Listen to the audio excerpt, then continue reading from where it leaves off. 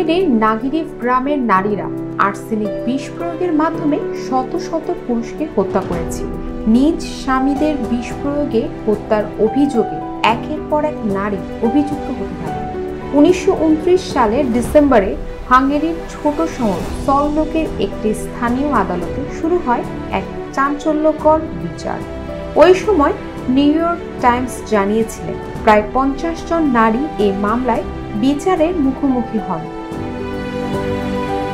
পরবর্তীতে এই নারীরা অ্যাঞ্জেল মেকার নামে পরিচিত হয়ে ওঠে, যার অর্থ হলো স্বামী বা শিশুকে হত্যা করে পরলোকে পাঠানো। দারিদ্র্য, লোভ, একঘেয়েমি বা প্রথম বিশ্বযুদ্ধের সময় রুশ যুদ্ধবন্দীদের সঙ্গে সম্পর্ক তৈরি হওয়া। স্বামীরা ফিরে এসে কঠোরতা শুরু করলে সেই নারীরা ক্ষুব্ধ হয়ে এমন পদক্ষেপ নেন বলে ধারণা করা হয়। সেই গ্রামে জুঝানা ফাজেকাশ নামের এক ধাত্রী ছিলেন, যিনি ঘরের ভেতর স্বামীদের নির্যাতন, হিংস্রতা আর অবিশ্বস্ততার শিকার হওয়া নারীদের কষ্টের কথা শুনতেন। তখন ফাজেকাশ বলতেন, যদি সহ্য করতে না পারেন আমার কাছে সমাধান আছে। তার এই সমাধান ছিল আর্সেনিক, যা ফাজেকাশ নিজেই তৈরি করতেন এবং নির্যাতিত নারীদের কাছে পৌঁছে দিতেন। নাগিরেভ কুনসাগ অঞ্চলে তিজা নদীর তীরে একটি ছোট কৃষি প্রধান বসতি।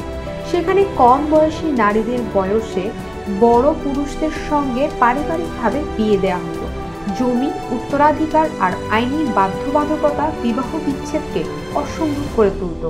1911 থেকে 1929 সালের মধ্যে গ্রামের কবরস্থানে 50 জনের বেশি পুরুষ সমাহিত হয়।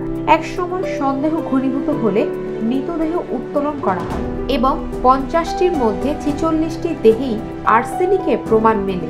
পুলিশ ফাজেকাশকে গ্রেফতার করতে গেলে তিনি আগেই নিজের কাছে রাখা বিষ পান করে আত্মহত্যা করেন। তবে এই কাজে ফাজেকাশ একা দায়ী ছিলেন না। 1929 সাল থেকে সলনোক শহরের আদালতে 26 জন নারীকে বিচারের মুখোমুখি করা হয়। 8 জনের মৃত্যুদণ্ড হয়, 7 জনকে যাবজ্জীবন কারাদণ্ড দেওয়া হয় এবং বাকিরা বিভিন্ন মেয়াদে সাজা পান। কেবল নাগিরেভেই নয়, নিকটবর্তী টিজাকুর শহরেও মৃতদেহ উত্তোলন করে পাওয়া যায় আর্সেনিকের উপস্থিতি। অবশ্য তাদের মৃত্যুর জন্য কাউকে দোষী সাব্যস্ত করা হয়নি। অনুমান করা হয় এই অঞ্চলে মোট মৃতের সংখ্যা 300-র বেশি হতে পারে। International desk, global voice 24।